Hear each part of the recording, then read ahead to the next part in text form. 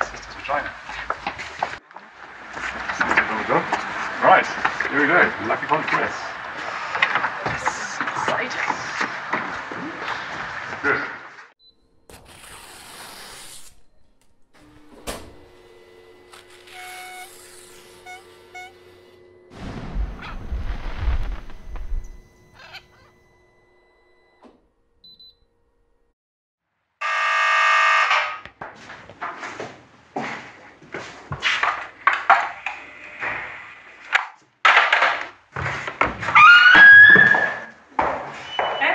Hello. Morning, Matthew. Come So in. good to see you. Welcome. We're here in the Lucky Punch Press risograph studio in Berlin with Malte Spindler, and he's going to give us a little tour of his risograph studio and practice. I'm really excited. Let's get started. Welcome to the chaos. These are some of your recent prints. Yes, that's a collection of the recent prints. It's a mix of several books framed for display, mainly for myself because this is a secret space and not many people are let in. What's this? That's from another artist. It was made by Roland Holzer, and I told him that we have high rooms, and then he thought he will make us a very big crab man. And we've got here the iconic Lucky Punch boxing glove, where the name comes from, and some more prints here. Very cool. Do you want to take us through to the the magic room? Into the secret back room. What are these defunct beasts? Oh, this is the non-reso part. It's all laser printing. If you need something that not smears immediately if you touch it.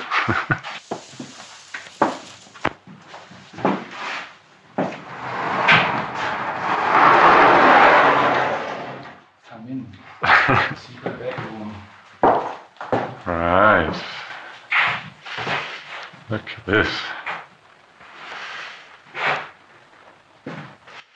So which machines do you have, Malte?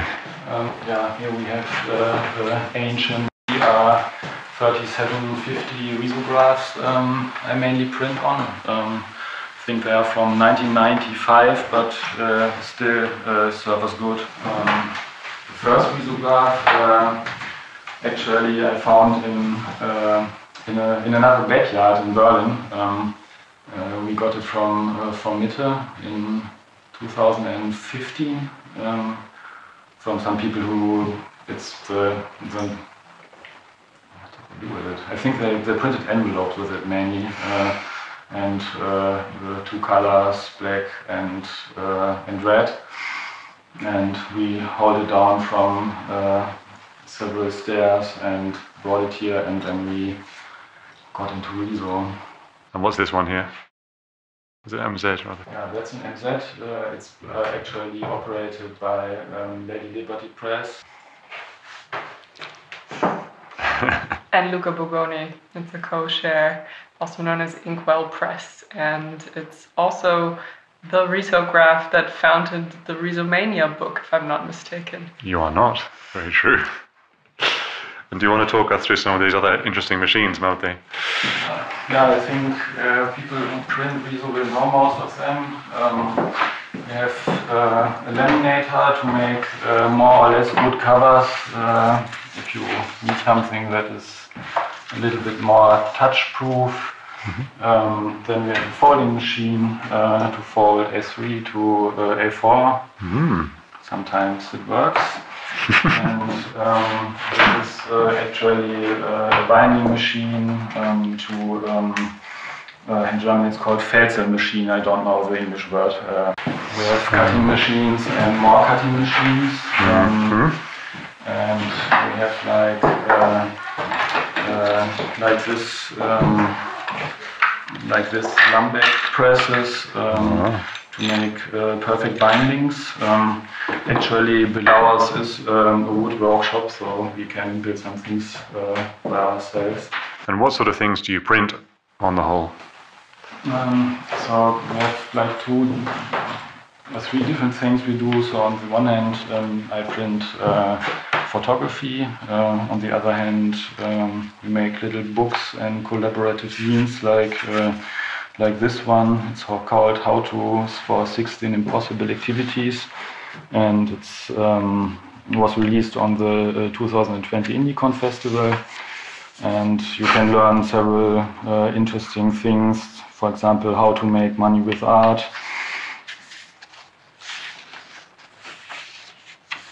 You just have to take the money, it's that easy. And if you have all the money, you can learn how to grow a grandmother. I think it's a really useful skill. Yes. Oh, lovely. And on it goes. Fantastic. I don't have any commercial clients, so I think it's a decision to make. So when I print with somebody, it must fit, because it's so much work and heart that goes into the process that I really have to feel it, and also the other side. So we mainly work with an international group of artists, photographers and writers, and publish and print their work, but a big part is also just experimenting with photography and making it colorful, like the big one over there, for example. And you mentioned IndieCon. Do you want to say a bit about what that is?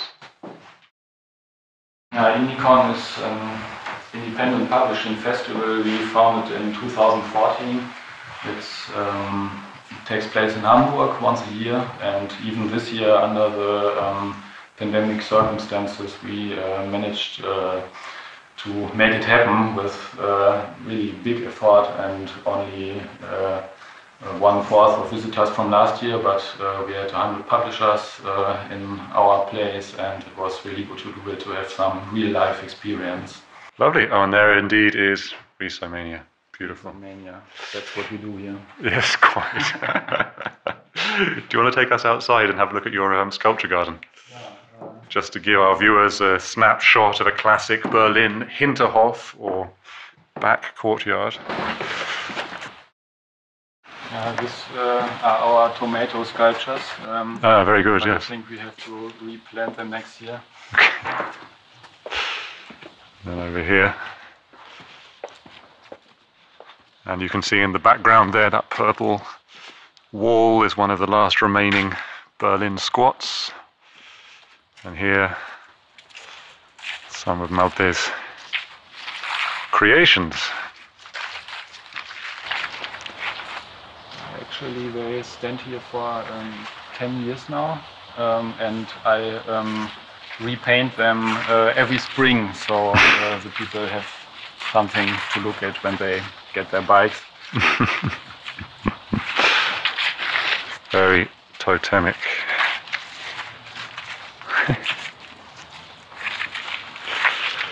Let's have a look at some risograph printed photography. Printing riso, for me, it's a hackathon. The machine was not built for fine art printing. Registration and resolution look poor compared to other techniques on first sight.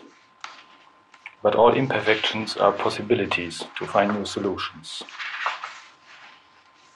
For me, printing photography on the risograph is a delicate game of exposure.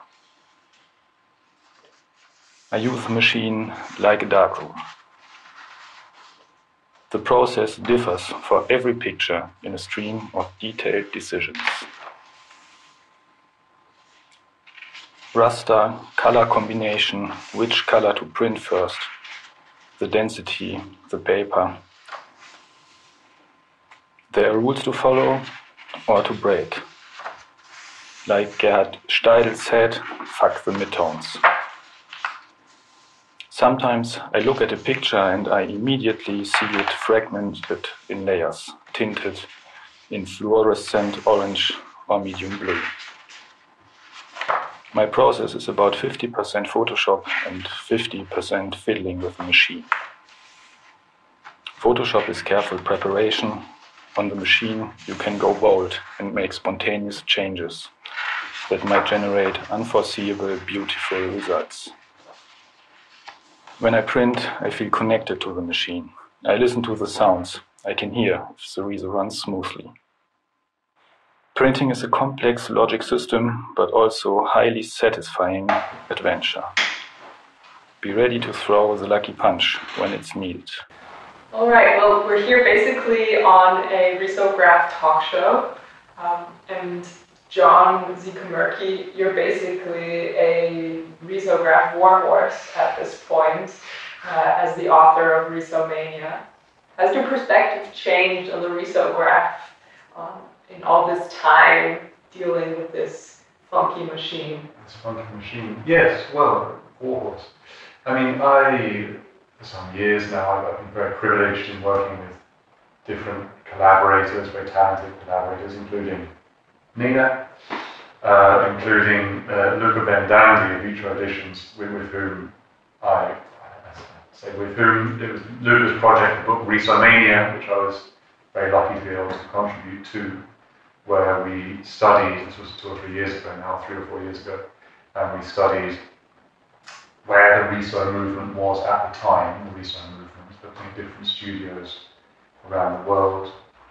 And then we did various events based on that. How has my understanding changed? I mean, there's a phrase actually which you use, Nina, a lot, I have to say, which is owning the means of production, which I know is a very classic idea. I think when you can apply it interestingly to the risograph, and this idea of being able to produce your print, your publication, to organise your exhibition, to run your studio, potentially even to make money, entirely by yourself, from conception to final product, and indeed distribution. I think Lucky Punch Press is a very interesting example of that, because you have out there who's extremely talented photographer and artist, an extremely talented printer. He runs various interesting events. You know, all this stuff is done within the community, and it's very totally anti-economic, but largely fun-based principle. You know, I think that's a beautiful thing. I think the risograph, perhaps uniquely among printing technologies, enables one to do that. You know. While on the subject, Berlin in particular is a real hotspot, as you know, for the risograph. There's such a range of incredibly talented people here doing different things, and you know, the full spectrum of what you can do with the machine, I think, is on display here in the city. So in that sense, it's a very fruitful place to be. How about yourself? I definitely think Berlin has a very vibrant risograph scene. It probably has the most agents in one place, one could say. Druck, the exhibition that we curated at the gallery in Cronin Park, also basically brought together for the first time in a gallery setting these special voices where each risograph printer also has their very own voice, very different voice in using the risograph. So that was very meaningful, I think. As well as just sharing the knowledge on what even the risograph is. I think the risograph is a lot more of a mainstream word now than it has been in the past, and Facebook has its own risograph printing studio too. So it's definitely a Facebook company. Yeah, I mean, they have like their own sort of risograph station to unwind from all of the digital work, and I think a lot more places are using the risograph prints for pamphlets and so on and so forth. But I do think that the history is now, or like the art history even of the risograph is even coming into focus now. Anyway. I feel like Rizomania was definitely one of the first books to do this. It was the first book. It was the first. Indeed. Testament to the Yes. Well, we just say we've decided to organise this on sort of speed dating principles. So we're just going to try and do little 5-minute segments so you don't get bored. And so we're going to pause this now. Malte is going to jump in. He and Nina are going to talk about research further. Go ahead, Malte.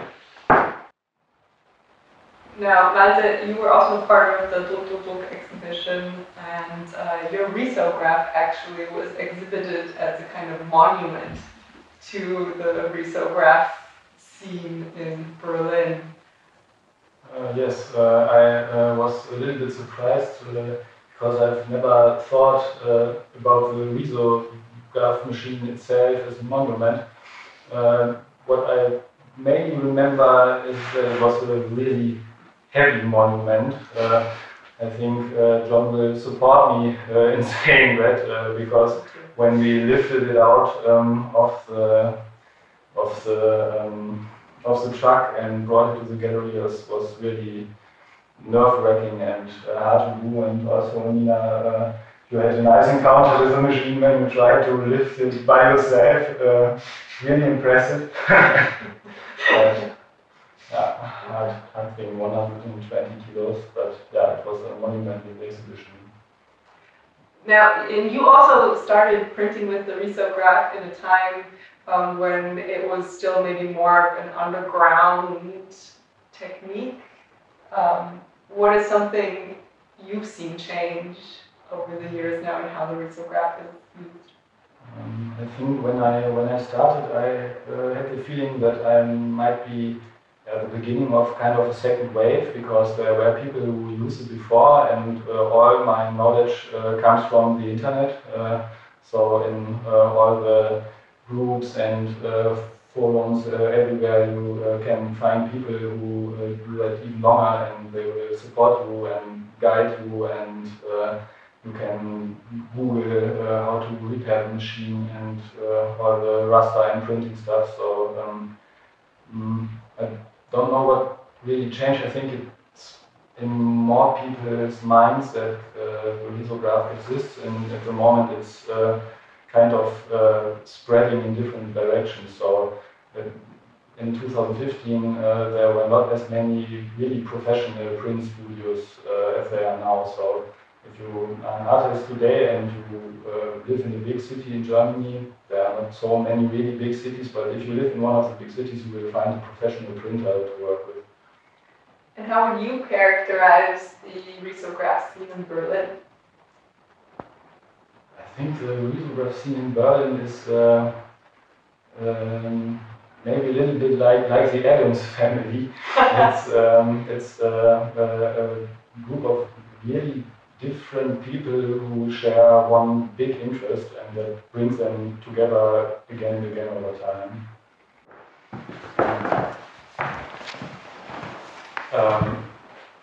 So I've got some that I follow with interest, but I'd be interested to know any particular risograph-based projects around the world that you follow or that you take as an influence or an example.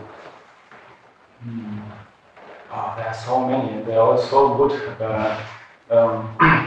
What we do since 2018 is that we really try to convince people from all over the world, especially riso printers, to visit us in Hamburg for INICON. And fortunately they do. So some years ago we had Marjolein running Wobby Club in the Netherlands, doing a workshop, and here in Berlin, so many. I think I will just run from some names. So we have like Drucken 3000 with their 41 colors, and we have Colorama, who just opened a workshop space to bring risograph workshops to people who need to print on a risograph. And then we have Outer Space Press with their crazy high-end artist books. looking at Hamburg, there's one new group I really appreciate. They are called Risofort. They are building up a space there at the moment, and we also invited them to Indicon, and they made crazy live printings on A1 paper. Was it A2? No, it was A1. Like 2 times folded, and then they run it through the machine on stage, and it worked. So kind of a miracle. Yeah, that might be some of them, and there are so many more. Right. Yeah. As I can think of another 5 or 6 in Berlin. Yeah, it's great what to choose, isn't it? I mean, obviously the one important reference point who I know have participated in the Faith Festival already is Knust out of the Netherlands, who are interesting, because as you say, feels like a second wave in reality, this one. And Knust is one of the few projects which have been doing stencil printing for ever. Since the 90s or whatever, there's already a strong tradition in the Netherlands, but they've just been doing the Riso and the Rico and Minium forever. One project I admire a lot is Gato Negro Ediciones in Mexico. And they're interesting because they're a slightly different focus in the sense that they happen to print with a risograph. Rather like yours. Some people make a point of it being about Riso. They make a point of sort of fetishizing the Riso effects, so you have a fluor pink and everything, which is great. But I'm also very interested in these projects which, in a way, try and make it not look like Riso. So, for example, I think of your photograph, which, okay, they're Riso-y, but the point isn't that they're done on the Riso. The same is true of the Gato Negro and the books, which are beautiful, and you can't hide the fact it's a Riso, but it's not about that, it's a secondary factor. I want to hear about, I'd like to hear from you, Nina, about not just Riso, but some independent and alternative publishing initiatives which you find particularly interesting that you've been following on Instagram recently.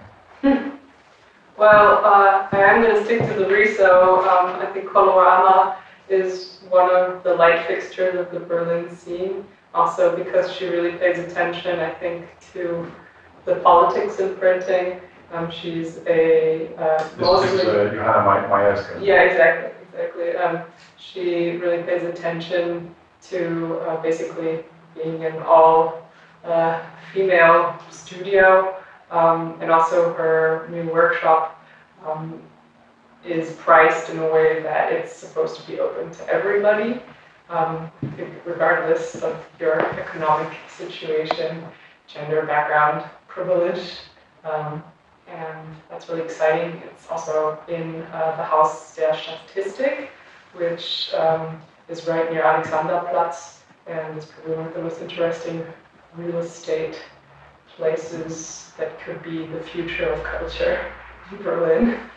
And you mentioned feminism, or actually precisely didn't mention feminism, but just what is it that you do with Lady Liberty Press? Nina's project. Lady Liberty Press is my label under which I curate, write, and also do my independent publishing practice.